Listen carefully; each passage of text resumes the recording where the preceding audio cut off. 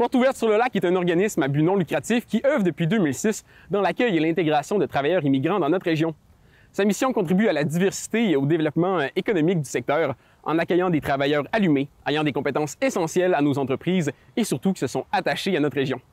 Dans le cadre de cette émission, nous avons eu le bonheur de rencontrer et de discuter avec des travailleurs et employeurs ayant profité des services de Portes ouvertes sur le lac. À travers leur récit, vous en apprendrez plus sur la réalité, les obstacles et les défis actuels de ces personnes qui ont fait le choix de s'installer dans notre belle région du Saguenay-Lac-Saint-Jean afin de s'épanouir autant sur le plan personnel que professionnel. Pour ce deuxième épisode, nous avons recueilli les conseils de nos invités pour les futurs travailleurs immigrants qui vont venir s'installer dans notre région et pour les employeurs qui désirent les embaucher. Il y a des défis, ils doivent s'intégrer socialement, ce qui n'est pas facile, et professionnellement. En plus, surtout dans mon cas exemple, lorsque je venais d'arriver, on me dit que pour faire la comptabilité, il fallait obligatoirement que tu aies un diplôme comptable. Raison pour laquelle j'avais du mal à trouver un boulot à Montréal. Parce que dès qu'il y avait des postes ouverts, il y a 10 à 15 personnes qui déposaient, moi avec zéro expérience québécoise, donc j'avais du mal pour que les gars me prennent. Du coup, il faut avoir aussi, les employés doivent avoir aussi, comme je l'ai dit tout à l'heure, un esprit d'ouverture et être un peu patient avec les nouveaux arrivants, les expliquer comme il faut et leur donner surtout leur chance. Parce que moi, je me disais qu'il suffit d'avoir un petit stage, même sans rémunérer, je peux prouver que j'ai une place au sein de l'entreprise. Donc, il faut avoir confiance aux nouveaux arrivants et leur donner leur chance de s'exprimer. C'est vrai qu'aussi, il faut toujours tomber sur la bonne personne. Parce qu'en général, si on tombe sur la bonne personne, on n'a pas de soucis, tout ça. Mais il faut être patient et savoir aussi sur quoi on est, je sais pas, on est capable de faire notre travail, si on est comptable ou bien si on est, je sais pas, commercial. Il faut être vraiment pas top dans son domaine, mais il faut croire en soi, être patient et surtout ne pas se décourager et chercher, continuer à chercher, vous allez finir en trouver un. Ça demande de la patience parce que souvent quand on arrive, ce qu'on veut, c'est pas ce qu'on trouve automatiquement. Mais l'essentiel, c'est de trouver quelque chose. Et puis, si on a la chance aussi de faire de la formation, si on sait qu'il y a tel domaine que je convoite, mais je peux apprendre tel type de logiciel ou tel type de formation ou se perfectionner en informatique parce que c'est tout le temps demandé. Donc, c'est déjà de se perfectionner et puis prendre du temps et puis de chercher mais de continuer à se perfectionner, ne pas juste dire, bon, je suis ingénieur ou bien je suis tant, je vais attendre. Donc, si on a la chance, en tout cas, de rentrer dans une entreprise, parce que souvent, dans le marché québécois, bon, quand on fait la formation ou bien dès qu'on arrive, on sait que la majorité des postes qu'on propose, ça se passe déjà à l'interne avant d'être produit dans des journaux ou ailleurs. Donc, ce qui fait qu'une fois que tu es dans l'entreprise et que tu montes tes capacités, c'est beaucoup plus facile pour toi, déjà en étant de l'intérieur, donc d'être au courant de ce qui se passe et puis de gravir les échelons.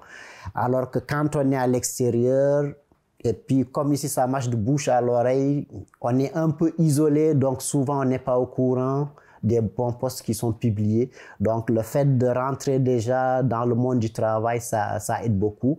Et puis aussi, moi aussi, quand j'étais sur le terrain en étant technicien, ça te permet aussi de te faire le nom. Par exemple, les gens vont dire, ah oui, il travaille bien, il est ceci, il est cela. Donc aussi, comme le monde forestier, c'est un monde un peu fermé, souvent dans beaucoup de domaines très spécialisés.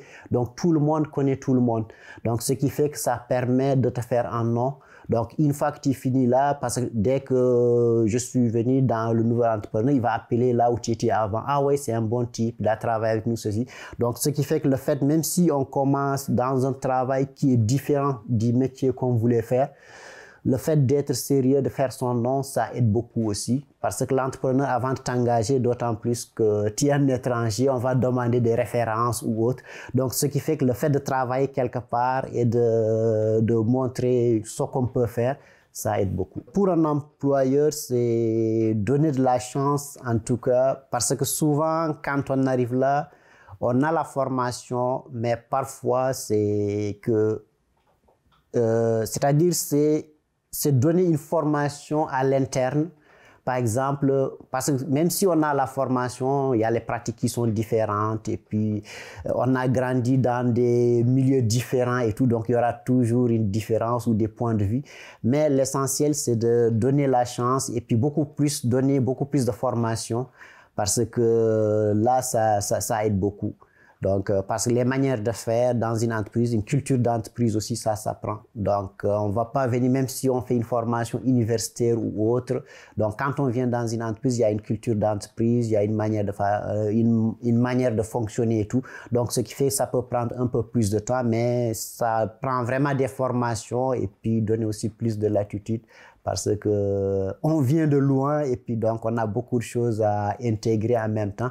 Donc c'est juste de la patience et puis de la formation. Ce qui fait que souvent aussi, vu que parfois le marché est difficile à intégrer pour un immigrant, une fois qu'il trouve du travail, il ne va pas le laisser du jour au lendemain. Parce qu'il y a plusieurs questions que tu te poses. Là, je me sens bien dans cet environnement. Si je quitte pour un autre environnement, est-ce que je vais trouver mieux que ça? Il y a cette question qui te revient toujours en tête, donc ce qui fait que le fait de prendre quelqu'un, le former, et puis il y a une sorte de reconnaissance, ce qui fait que la personne est beaucoup plus loyale, et puis il se dit, bon, le marché est trop difficile pour un immigrant de trouver du travail, donc une fois que tu trouves du travail, donc ce qui fait que c'est beaucoup plus facile de garder quelqu'un. C'est ça, donc il y a ce point aussi qu'il ne faut pas négliger. Ben, renseignez-vous auprès des organismes qui offrent de l'aide aux immigrants. Moi, une chose que j'ai faite quand j'étais à Québec, c'est aller voir une de ces organismes. Là, je ne me rappelle pas le nom exactement, mais il m'avait aidé à bâtir mon CV, mon curriculum. Donc, j'avais un peu amélioré cet aspect-là parce qu'autrement, j'avais tendance à mettre trop de choses. Mais des fois, on sait bien que les employeurs, ils regardent vite des fois les curriculums. Donc, me disais que c'était probablement à mon détriment qu'il soit trop chargé. Rendu à l'entrevue, c'est là qu'on peut se mettre en valeur et sortir toutes nos compétences, toutes nos réalisations.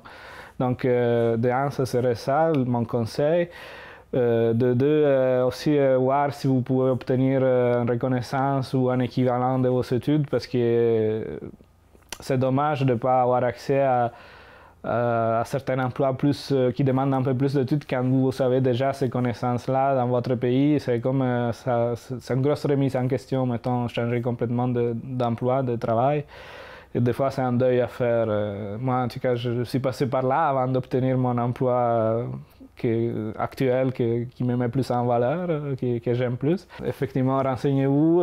Si vous pouvez, faites aussi des démarches auprès de plusieurs employeurs, envoyer des CV. Une chose très importante aussi, un peu mon histoire le démontre, c'est qu'il faut développer un réseau. Parce que moi, s'il n'y avait pas eu la personne à Saint-Félicien qui m'aurait conseillé de postuler au forestier en chef, probablement je n'aurais jamais essayé parce que je pensais que c'était plus compliqué que ça. Donc il fallait passer par des ouvertures de postes officiels, etc. Contacter, essayer de garder de bonnes relations avec tous les employeurs, tous les emplois que vous avez. C'est important aussi d'avoir des références, des fois, même si ce n'est pas dans le même domaine, comme quand j'ai travaillé à Ressources naturelles Canada, à Québec.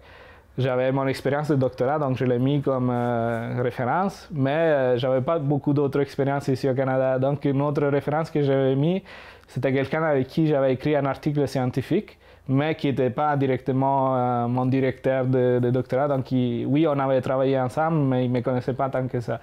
Mais ça a bien été parce qu'effectivement, il a donné de bonnes références par rapport à moi, donc j'ai été engagé aussi pour ce poste. La langue, c'est très important quand on arrive ici. Ça, c'est du côté vraiment plus de personnes immigrantes qui devraient apprendre le français pour travailler ici.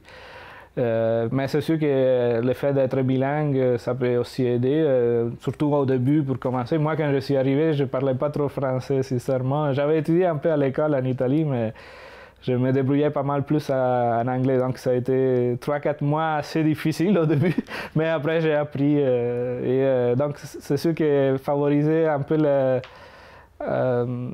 l'accueil avec, peut-être en étant flexible sur cet aspect-là, justement en permettant à la personne de travailler en anglais ou les mettant avec des personnes qui sont capables de travailler dans les deux langues au début pour permettre de développer des compétences. Et aussi, n'avoir pas peur d'une formation prise à l'étranger. C'est sûr que des fois, il peut y avoir des petites différences, mais généralement, dans le monde d'aujourd'hui, où on a accès à plein d'informations partout dans le monde facilement. Je crois qu'il n'y a pas tant de différence d'informations apprises, je sais pas, en Italie par rapport à l'information suivie ici. C'est sûr, dans les sciences biologiques, il peut y avoir des différences sur qu'est-ce qu'on étudie. Mettons, ici, c'est la forêt boréale, chez nous, c'est plus forêt tempérée, forêt de la Méditerranée. Mais les concepts de base, d'écologie, la chimie, toutes les matières plus générales, c'est sûr que je pense que j'ai la même formation que les personnes qui ont étudié ici. C'est comme la physique, c'est ça, les mathématiques ou l'informatique, c'est des choses qui sont comme des compétences transversales, je pense qu'on les appelle aussi. Et donc, je pense qu'il ne faut pas avoir peur d'oser engager quelqu'un qui vient de l'extérieur. Dans le fond, c'est de savoir ce que tu aimes vraiment faire. Parce que des fois aussi, si tu ne sais pas qu'est-ce que tu veux faire, c'est sûr que tu vas faire plein d'affaires et puis tu ne vas pas être à l'aise. Donc, tu commences gauche et puis droite. Tu ne vas pas vraiment trouver le bon. Donc, si tu veux aller étudier, tu peux le faire. Et puis, si jamais aussi, là, tu décides, par exemple, moi, je vais aller être caissière ou je vais aller travailler chez IGA ou je vais faire ça. Au moins, savoir que ça, là, je l'aime vraiment. Et puis, se donner du temps aussi. On apprend. De ne pas avoir peur d'apprendre parce que des fois, ce n'est pas évident. Quitter le pays, les habitudes, ça diffère. Donc, c'est juste au niveau de la compréhension, la patience et tout. Donc, il l'écoute aussi des fois. Écouter son cœur beaucoup plus pour vraiment avoir ce qu'on veut. Des fois, c'est beaucoup plus, des fois, c'est long quand même parce qu'il y en a qui commencent des fois, ah, j'ai de la misère parce que c'est long, comment je vais faire pour apprendre tout ça? Parce que des fois, la liste est longue. Ça prend du temps à s'approprier vraiment du poste pour être à l'aise de le mener convenablement. Donc, pour les employés, c'est sûr d'abord la patience. Beaucoup plus être patient au début. Au fur et à mesure que la personne apprenne vraiment le poste convenablement, là, ça devient plus facile pour la personne. Et puis, on devient aussi, comment que je vais l'appeler, plus productive. C'est ça. Pourquoi? Pourquoi hésiter? Je veux dire, ça peut juste être une belle aventure. Tout le monde, on a des échecs avec des personnes qu'on a engagées locales. Oui, on a des bons travailleurs, tout ça, mais on a tous eu des échecs aussi. Pourquoi pas plus? Puis à date, moi, ce que j'entends de tout le monde qui en engage autour de moi, puis je connais beaucoup de personnes, c'est juste du positif.